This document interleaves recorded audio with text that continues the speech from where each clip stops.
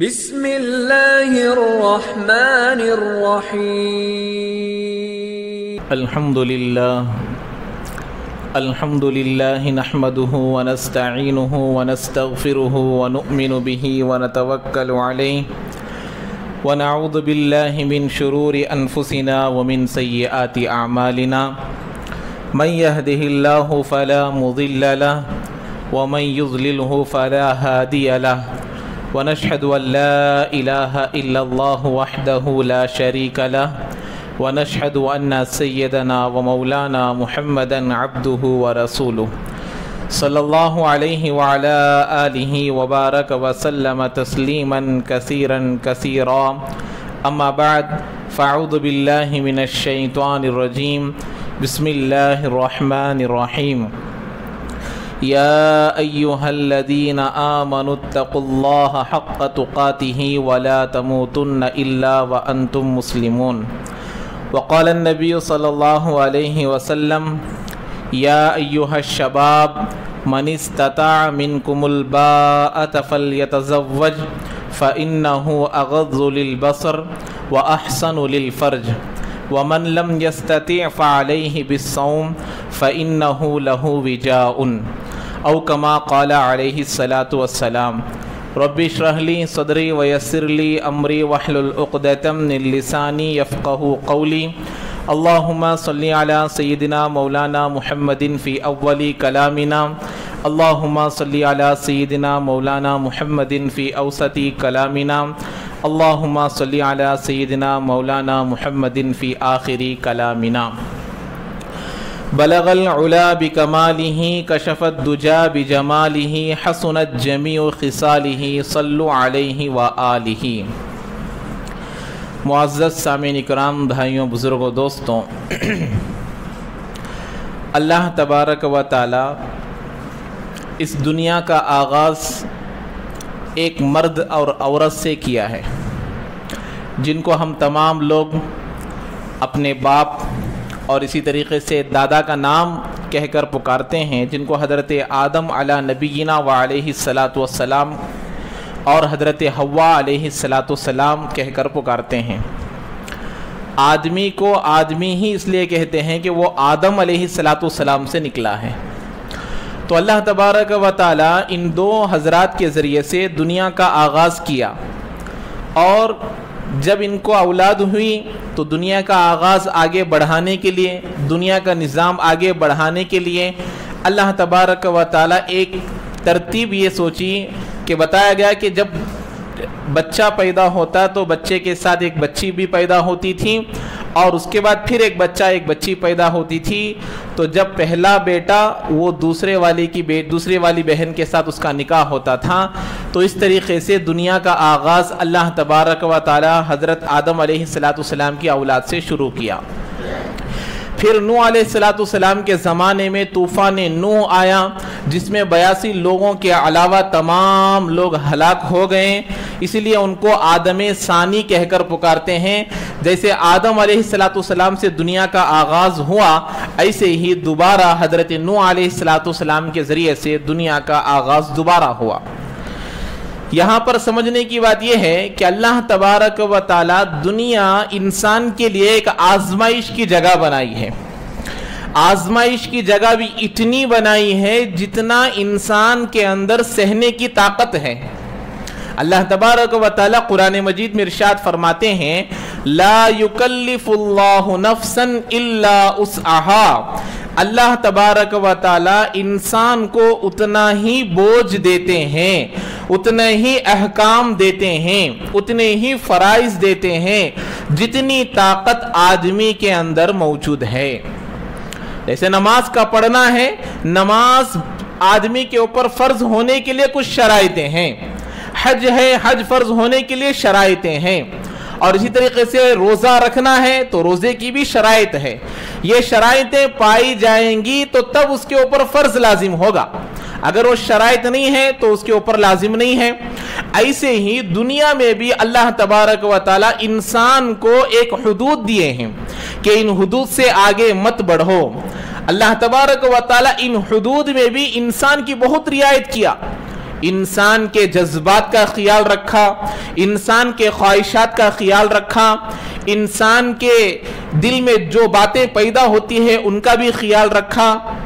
اللہ تبارک و تعالی نے فرمایا قُلْ لِلْمُؤْمِنِينَ يَغُضُّوا أَبْصَارَهُمْ، اللہ تعالیٰ نے فرمایا اے اللہ کے نبی، اے نبی جی آپ دنیا میں رہنے والے تمام مسلمانوں سے کہہ دیجئے کہ وہ اپنی آنکھوں کو نیچی رکھے۔ اللہ تعالیٰ ایمان والے مردوں کو یہ حکم دے رہے ہیں۔ آگے اللہ نے عورتوں کو بھی نہیں چھوڑا، عورتوں سے بھی کہا قُلْ لِلْمُؤْمِنَاتِ يَغْضُضْنَ أَبْصَارَهُنَّ وَيَحْفَظْنَ فُرُوجَهُنَّ، اللہ نے فرمایا ایمان والی عورتوں سے بھی آپ کہیے کہ وہ بھی اپنی نگاہوں کو نیچے رکھے۔ اللہ کے نبی علیہ السلام حضرت فاطمہ اور حضرت ام سلمہ رضی اللہ تعالیٰ عنہ کے ساتھ گھر میں بیٹھے ہیں، حضرت ام مخدوم رضی اللہ تعالیٰ عنہ اندر تشریف لائے تو اللہ کے نبی نے حضرت ام سلمہ اور جو حضرت فاطمہ یا کوئی اور تھے، اللہ کے نبی نے فرمایا کہ تم دونوں اندر جاؤ۔ تو حضرت ام سلمہ رضی اللہ تعالیٰ عنہ نے فرمایا اللہ کے نبی یہ جو صحابی آ رہے ہیں یہ تو اندھے ہیں، یہ تو ہمیں نہیں دیکھتے، تو آپ ہمیں کیوں اندر جانے کے لیے کہہ رہے ہیں؟ ہمیں اندر جانے کا کیوں حکم دے رہے ہیں؟ وہ تو ہمیں نہیں دیکھتے، وہ ہمارا چہرہ نہیں دیکھتے۔ وہ اللہ کے نبی علیہ السلام کا چہرہ متغیر ہو گیا، اللہ کے نبی کا چہرہ بدل گیا، اللہ کے نبی کا چہرہ لال ہو گیا۔ کتاب میں حدیث میں لفظ موجود ہے، اللہ کے نبی نے فرمایا افعم یوانی، کان کھول کر سنو کیا تم دونوں اندھی ہو گئی ہیں؟ آنے والے ام مخدوم رضی اللہ تعالیٰ عنہ تو تم کو نہیں دیکھیں گے لیکن تم تو ان کو دیکھتی ہو۔ تو یہاں معلوم ہوتا ہے جس طریقے سے مرد حضرات کو عورتوں کو دیکھنا حرام ہے، ناجائز ہے، ایسے ہی عورتوں کو بھی غیر مرد حضرات کو دیکھنا جائز نہیں ہے۔ تو اللہ تعالیٰ احکام دیا مردوں کو بھی عورتوں کے بھی۔ اس میں سب سے پہلی چیز اللہ کے نبی علیہ السلام کی کئی سارے حدیثیں ہیں، اللہ کے نبی نے فرمایا جو کوئی آدمی اذمن لی، اللہ کے نبی نے فرمایا جو کوئی مجھے دو جبڑوں کے درمیان کی چیز کو محفوظ کر کر میرے سامنے آئے گا، قیامت میں میرے سے ملاقات کرے گا، دو رانوں کے درمیان والی چیز کی حفاظت کر کر میرے پاس آئے گا، میں اس کا ہاتھ پکڑ کر جنت میں لے کر جاؤں گا۔ ایک زبان، دوسری شرمگاہ۔ اللہ کے نبی علیہ السلام ان دو چیزوں کے بارے میں خاص طور پر فرما رہے۔ اب اللہ تعالیٰ کہہ سکتے تھے ان دو چیزوں کی حفاظت جیسا چاہے کرو، لیکن اللہ نے انسان پر اتنا بوجھ نہیں ڈالا۔ اللہ تعالیٰ انسان کی زندگی میں، انسان کے دل میں، انسان کے اعمال میں خواہشات کو رکھا، اللہ تعالیٰ جذبات کو رکھا۔ اللہ تعالیٰ انسان کی خواہش کو پورا کرنے کے بغیر ہی زندگی گزارنے کا حکم دے سکتا تھا، لیکن اللہ نے ایسا نہیں کیا۔ انسان کے اندر خواہش رکھی تو خواہش کو پورا کرنے کا ذریعہ اللہ نے نکاح کو رکھا۔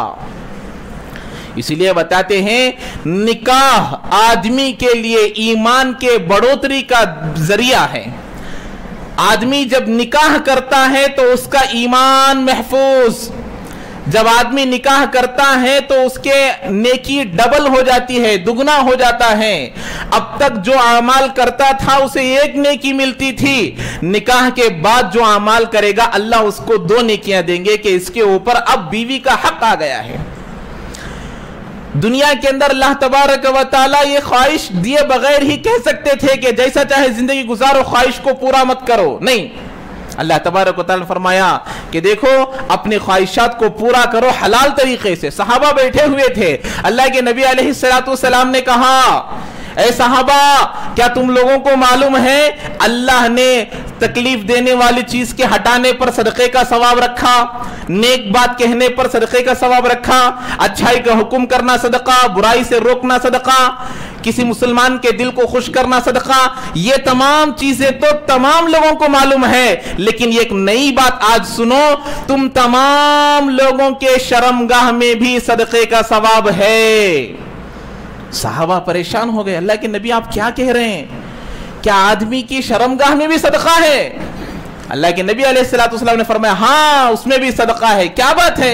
اس میں کیسا آدمی کو صدقہ ملے گا؟ اللہ کے نبی نے فرمایا جب آدمی نکاح کے بعد اپنی بیوی سے اپنی خواہش پورا کرے گا تو اللہ تعالیٰ اس کے بدلے میں اسے صدقے کا ثواب دیں گے۔ صحابہ پریشان، پھر بھی آدمی اپنی دل کی خواہش پوری کر رہا ہے، آدمی اپنے دل کی تمنا پوری کر رہا ہے، آدمی اپنی دل کی آرزو پوری کر رہا ہے، اور اللہ تعالیٰ اس کے بدلے میں صدقے کا ثواب دے گا؟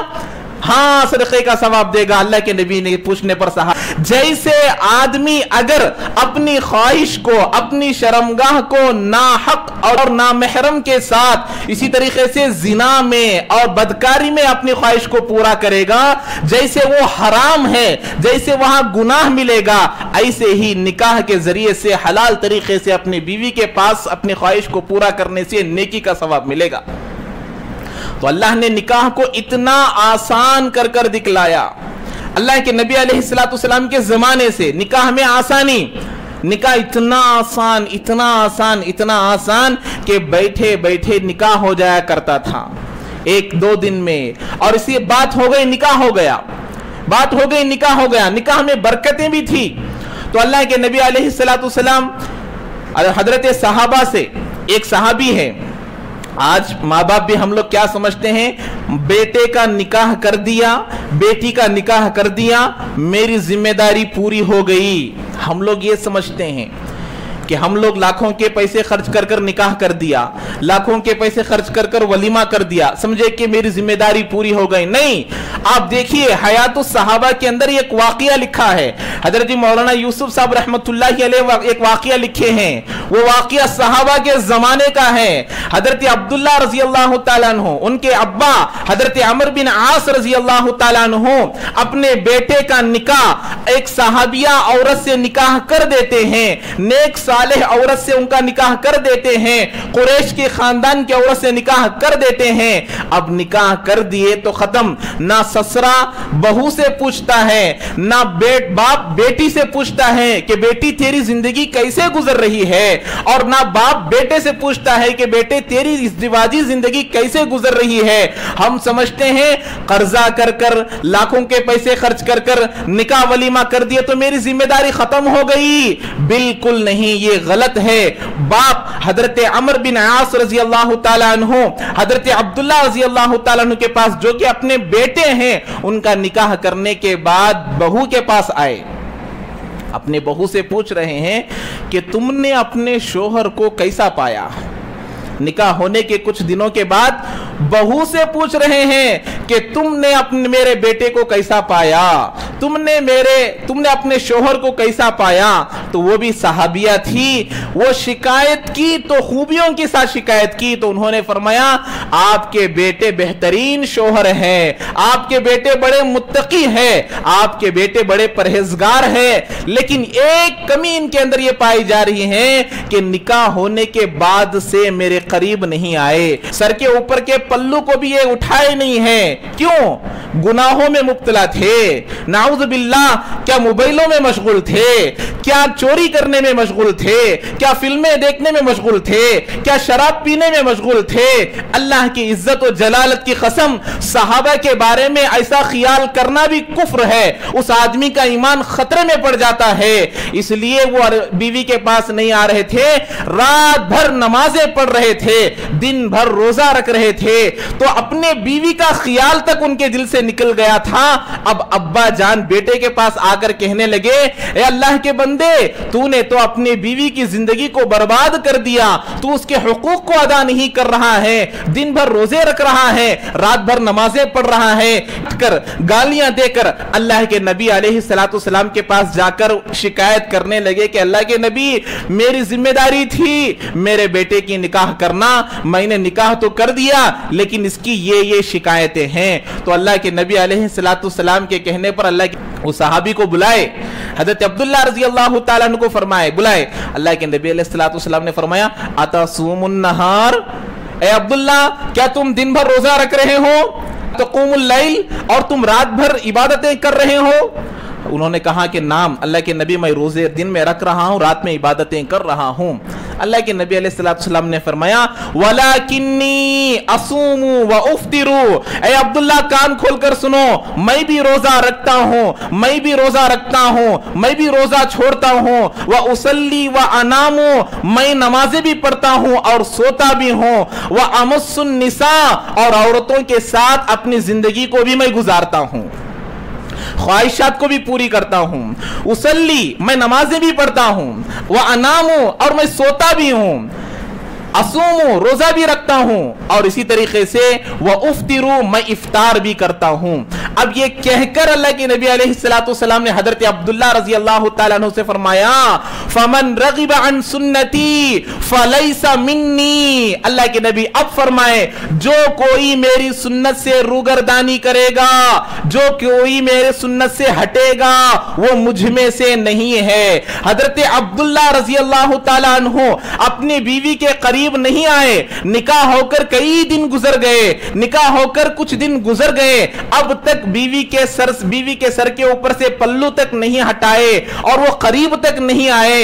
इसलिए नहीं कि वो मोबाइलों में मशगूल थे, वो जुआ खेलने में मशगूल थे, शराब पीने में मशगूल थे, नाउजुबिल्लाह, बिल्कुल ऐसी कोई बात नहीं थी। वो इबादतों में मशगूल थे, अल्लाह के हुकूक अदा करने में मशगूल थे, रोजा रखने में मशगूल थे, नमाजें पढ़ने में मशगूल थे।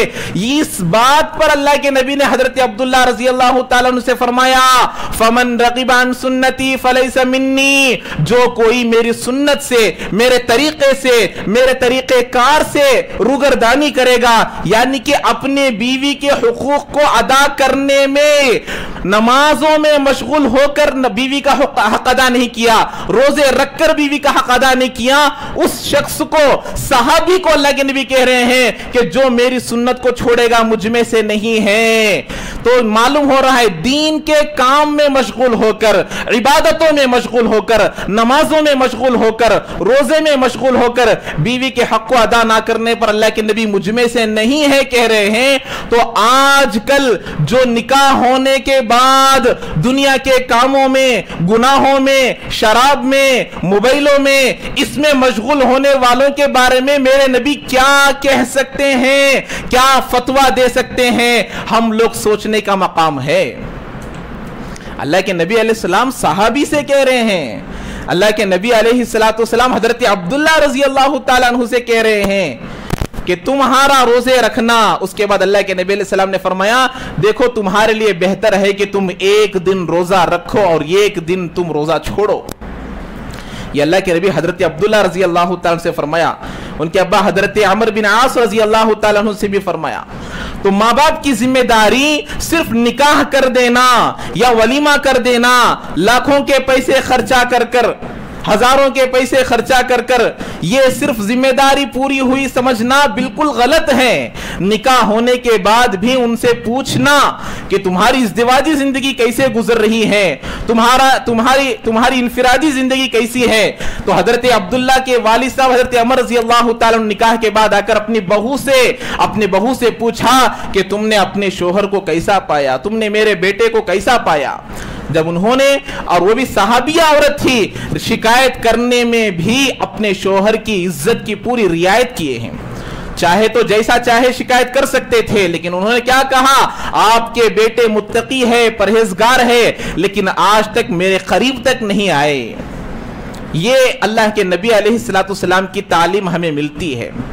लेकिन आज अफसोस, माँ बाप ये समझते हैं कि निकाह करा दिए, वलीमा करा दिए, हमारी जिम्मेदारी खत्म हो गई, अब वो जाने, उनकी जिंदगी जाने। अगर ऐसा होता तो हजरत अमर बिन आस रजी अल्लाह ताला अन्हु आकर अपनी बहू से क्यों पूछते कि तुमने मेरे बेटे को कैसा पाया, अपने शोहर को कैसा पाया। और आज जब निकाह का मौका आता है, निकाह के सिलसिले में जब कोई बातचीत चलती है, तो उसमें भी अल्लाह के नबी अलैहिस्सलाम के तालीमात को हम नहीं देखते। अल्लाह के नबी अलैहिस्सलाम ने फरमाया, हदीस मुबारका है, हदीस के अल्फाज है, अल्लाह के नबी ने फरमाया, या अय्युहश्शबाब। अल्लाह के नबी यहां औरतों से नहीं कह रहे, या अय्युहन्निसा नहीं कह रहे, या अय्युहश्शबाब मन इस्ताता मिनकुमुल बाअत फलयतज़व्वज। अल्लाह के नबी फरमा रहे, ए नौजवानों की जमात। अल्लाह के नबी मुखातब हैं नौजवानों से। اللہ کے نبی مخاطب ہیں نکاح کرنے والوں سے، نکاح کرنے والے کے باپ سے نہیں، نکاح کرنے والی کی ماں سے نہیں، بیوی کے باپ سے نہیں، بیوی کے ماں سے نہیں، جو نکاح کر رہا ہے اس سے اللہ کے نبی کہہ رہے ہیں کہ تمہارے اندر جس میں نکاح کی طاقت ہے، نکاح کی طاقت کا کیا مطلب؟ نکاح کے بعد بیوی کے حقوق کو ادا کرنا، اس کے گھر کا انتظام، کھانے کا انتظام، کپڑوں کا انتظام، سونے کا انتظام، بستر کا انتظام، سامانوں کا انتظام، تمام چیزوں کی ذمہ داری شوہر پر ہے، نکاح کرنے والے پر ہے، ناکح پر ہے۔ لیکن آج ہم نے اس کو اس طریقے سے بدل دیا، اس طریقے سے بدل دیا، چندہ تک اس نام سے کیا جاتا ہے کہ میری بیٹی کا نکاح ہے چندہ دو، میری بیٹی کا نکاح ہے پیسے دو، میری بیٹی کا نکاح ہے زکات دو، میری بیٹی کا نکاح ہے صدقہ دو۔ اتنا کیے جا رہے ہیں، مال اتنا پوچھا جا رہا ہے کہ لوگ بھی خوشی سے دے رہے ہیں کہ نکاح کے سلسلے میں دیا جا رہا ہے مال۔ حالانکہ اللہ کے نبی بول رہے کہ نکاح کرنے والے کے ذمے ہے، مہر کس کے ذمے ہے؟ شوہر کے ذمے، نفقہ کس کے ذمے ہے؟ شوہر کے ذمے ہے، خرچہ کس کے ذمے ہے؟ شوہر کے ذمے ہے، ولیمے کا کھانا کس کے ذمے ہے؟ شوہر کے ذمے ہے۔ لیکن آج تمام چیزیں ہم لوگ لڑکی والوں پر ڈال دیے، نکاح میں 500 لوگ، نکاح میں 1000 لوگ، اب آتے ہیں ہزار لوگ، 500 لوگ، اور جا کر نکاح کا کھانا کھا کر آتے ہیں۔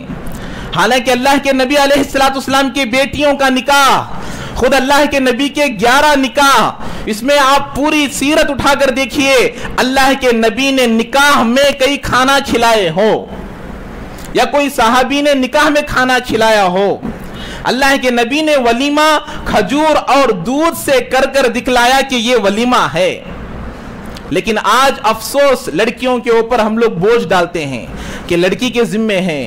اللہ کے نبی خود فرما رہے ہیں من استطاع منکم الباءۃ، کہ جو نکاح کرنے کی طاقت رکھتا ہے، اب نہیں ہے تو کیا کرنا؟ چندہ کرو۔ اب دینے والوں کو پوچھو کہ ہاں جو دیکھا اس کے پاس جائیں گے، اچھا سے اچھا نکاح ڈھونڈیں گے جو مجھے دے سکتا ہے، ایسا نہیں۔ اللہ کے نبی نے آگے اس کا بھی علاج فرمایا، فَمَن لَّمْ يَسْتَطِعْ فَعَلَيْهِ بِالصَّوْمِ، اگر تو اپنی بیوی کو خرچہ نہیں دے سکتا، اگر تو مہر نہیں دے سکتا، کپڑوں کا انتظام نہیں کر سکتا، اس کے ضروریات چیز کا انتظام نہیں کر سکتا، تو تم روزانہ روزہ رکھا کرو، تمہارے اندر پیدا ہونے والی خواہش وہ ختم ہو جائے گی، تم گناہوں سے بچو گے، تم گناہوں سے بچو گے۔ ابھی رمضان گزرا، رمضان میں کتنے لوگ نکاح کے نام پر صدقے کے پیسے لیے ہیں، نکاح کے نام پر زکات کے پیسے لیے ہیں۔ اگر ایسا ہوتا تو اللہ کے نبی لڑکی کے ذمے کہتے تھے، لیکن ایسا نہیں ہے۔ آج افسوس ہے کہ ہم لوگ اپنے نکاح کے معاملے کو بدل دیے ہیں، اسی لیے ہمارا نکاح اتنا مشکل ہو گیا، ہمارا نکاح اتنا مہنگا ہو گیا، جس کی وجہ سے آج بیٹی پیدا ہونے پر باپ پریشان ہو رہا ہے کہ مجھے بیٹی پیدا ہو گئی، بیٹی پیدا ہو گئی، کل سے ہی شادی کی فکر کر رہا ہے، اس لیے کہ اب یہ خود اپنے نکاح میں 20 تولے سونا لیا ہے، اب یہ اپنی بیٹی کے نکاح میں 40 تولے دینا ہے، تو آج سے ہی اپنی بیٹی کے نکاح کے فکر میں لگا ہے۔ کیوں ایسا ماحول پیدا ہو رہا ہے؟ حالانکہ بیٹی کے لیے شریعت میں رحمت قرار دیا گیا، بیٹے کو نعمت قرار دیا گیا، نعمت سے یہ رحمت اللہ تبارک و تعالیٰ کے نزدیک معزز ہے۔ لیکن آج بیٹی کو نحوست سمجھنے لگا، کیوں؟ اس لیے کہ ہم نے نکاح کو مشکل کر دیا۔ یہی وجہ ہے کہ ہمارے مسلمان لڑکیاں اگر غیروں کا شکار بن رہے ہیں، ہمارے مسلمان دوسروں کے جال میں پھنس رہے ہیں، ہمارے مسلمان لڑکیاں دیگر لوگوں کے ساتھ بھاگ رہے ہیں، ان تمام کی وجہ ایک ہی ہے، وہ یہ ہے کہ ہم نے اپنے نکاح کو مشکل بنا دیا، ہم نے اپنے نکاح کو وہ تکلیف والا بنا دیا، اس کو بوجھ والا بنا دیا، اور اس وجہ سے آج ہماری لڑکیاں ہمارے ہاتھوں سے نکل رہی ہیں۔ ہزاروں میں نہیں، لاکھوں کی تعداد میں ہمارے مسلمان لڑکیاں ہاتھوں سے نکل گئے ہیں، اور باپ خود پریشان ہوتا ہے بیٹی کے پیدا ہونے پر کہ مجھے بیٹی پیدا ہو گئی۔ تو اللہ کے نبی علیہ السلام نے فرمایا، اور نکاح کے سلسلے میں آج ہم لوگ جب نکاح کا موقع آتا ہے تو ہم کیا سوچتے ہیں کہ نکاح میں آیا، اللہ کے نبی نے تمام ہماری شریعت کیسی ہے، ہر موقع پر ہر جگہ میں جو بھی زندگی کے مراحل ہیں تمام مراحل میں رہنمائی کرتی ہے ہماری شریعت۔ اللہ تعالیٰ نے اعلان کر دیا الیوم اکملت لکم دینکم واتممت علیکم نعمتی، اللہ تعالیٰ نے فرمایا کہ ہم نے یہ دین کو مکمل کر دیا ہے۔ اب اللہ کے نبی نے فرمایا اسی میں تنکح المرأۃ لاربع، اللہ کے نبی نے فرمایا اب ہم لوگ کیا سمجھتے ہیں نکاح کرنے کے لیے جانا ہے تو کیا کیا دیکھنا، یہ چار چیزوں میں سے کس چیز کو دیکھنا، ایک کو دیکھنا، کیا دیکھتے ہیں؟ اگر یہ اس حدیث کے موافق ہے، اگر اللہ کے نبی کے تعلیم کے موافق ہے تو نور علی نور ہے، اگر ان کے علاوہ کوئی اور چیز دیکھتے ہیں تو اس سے ہم لوگوں کو بچنا چاہیے۔ اللہ کے نبی نے فرمایا تنکح المرأۃ لاربع، عورت کو چار سبب کی وجہ سے نکاح کیا جاتا ہے۔ لڑکی کو جب دیکھنے کے لیے جاؤ تو ان چار چیزوں میں سے دیکھو، اس کے علاوہ کوئی اور چیز کو مقصد نہ بناؤ۔ اللہ کے نبی نے فرمایا ولی جمالہا، نکاح کے لیے خوبصورتی بھی ضروری ہے، اس کو بھی دیکھو۔ یہ فرمایا ولی جمالہا ولی حسبہا، اس کے خاندان کو بھی دیکھو۔ تو اللہ کے نبی چار چیزیں بتائے کہ ولی مالہا ولی حسبہا ولی جمالہا ولی دینہا، اور اللہ کے نبی نے فرمایا دین کو بھی دیکھو۔ لیکن آج ان تین چیزوں کو تو دیکھتے ہیں لیکن دین کو نہیں دیکھتے۔ جس چیز کو سب سے پہلے رکھنا ہے اس کو آخر میں رکھتے ہیں۔ ہاں مال آ گیا ختم، حسب آ گیا ختم، خوبصورتی آ گئی ختم، اب بس چلو نکاح کر لیں گے۔ اب نکاح کے اندر یہ چیزیں آ گئی، یہاں تک کہ بات ہے جو جہیز لے کر نکاح کر کر آتے ہیں، جو لوگ ڈیمانڈ کر کر نکاح کر کر آتے ہیں، جو لوگ مانگ مانگ کر جہیز لے کر آتے ہیں، اپنے گھر سے لڑکی اپنے گھر سے لانے والے چیزوں میں اپنے شوہر کو جو پالتی ہے، اس کی وجہ سے آدمی کے اندر بزدلی کی صفت پیدا ہوتی ہے بیوی کے مقابلے میں۔ اللہ تعالیٰ نے فرمایا الرجال قوامون علی النساء، مرد حضرات عورتوں کو تھامنے والے ہیں، لیکن آج ہم نے اس معاملے کو ایسا بنا دیا کہ عورتیں مردوں کو تھام رہی ہیں کہ اس کا لایا ہوا سامان یہ استعمال کر رہا ہے، اس کا لایا ہوا کپڑا یہ پہن رہا ہے، اس کا لایا ہوا سونا یہ استعمال کر رہا ہے، اس کے لائے ہوئے پیسے یہ استعمال کر رہا ہے۔ تو یہاں الرجال قوامون علی النساء نہیں ہوا کہ خود عورتیں مردوں کو تھامنے والی بن گئی ہیں، جس کی وجہ سے یہ تمام خرابیاں ہمارے زندگیوں کے اندر پیدا ہو رہی ہیں۔ تو ہمارے لیے ضروری ہے کہ ہم نکاح کو آسان کریں، نکاح کو دین کے موافق کریں۔ نکاح ہمارے شریعت میں جو تعلیمات دی گئی ہے، نکاح کے سلسلے میں جو تعلیم ہے، نکاح مسجد میں کرنا ہے اور اسی طریقے سے ولیمہ کرنا ہے، نکاح میں جو سادگی اختیار کرنا ہے اس کو اگر ہم اختیار کر لیں گے تو اللہ تبارک و تعالی نکاح کے بعد کی زندگی کو بھی برکتیں والے بنائیں گے۔ اللہ تعالی ہم تمام کو عمل کی توفیق نصیب فرمائے، جو حضرات سنت نہیں پڑھے سنتیں ادا فرما لیں۔